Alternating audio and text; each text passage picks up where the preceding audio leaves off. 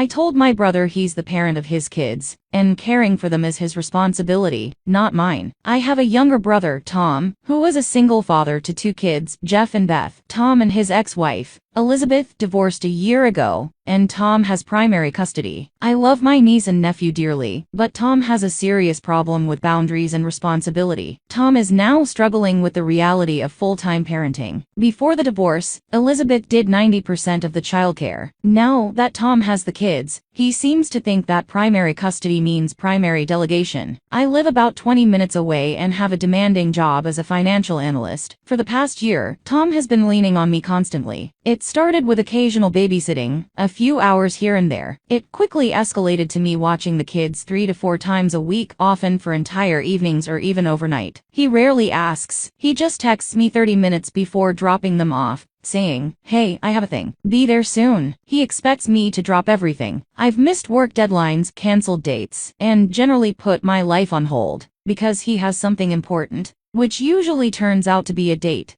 a poker night, or a new video game release. Last Friday, I had a huge presentation to prepare for Monday morning. I told Tom a week in advance that I was completely unavailable all weekend. I even sent him a text reminder on Thursday. Friday evening, at 6:30 p.m., my doorbell rings. It's Tom, with Jeff and Beth both in their pajamas, carrying their overnight bags. "Hey, I'm so sorry, but I have a last-minute emergency," he said, pushing the kids inside. "My new girlfriend is having a birthday party, and I totally forgot. I need you to watch them until Sunday evening." I was livid. I told him, "Tom, I told you I cannot do this. I have a massive presentation on Monday, and I need this weekend to work." He rolled his eyes. "Oh, come on. It's just a presentation. You can work while they sleep. They're your niece and nephew. Family helps family. Besides, you're so good with them. You're practically their second mother anyway." That phrase, "practically their second mother," was the final straw. It was the culmination of a year of emotional blackmail and boundary stomping. I said, "Tom, listen to me very carefully. I am not the mother of your children. I am their aunt. Their mother is Elizabeth, and their father is you. You are their parent, and their care is your responsibility, not mine." He looked genuinely hurt. He said, "That is a horrible thing to say. I thought you loved them. I thought you cared about me." I replied, "I do love them, and I do care about you, but I will not be your free babysitter anymore. You need to figure out your childcare,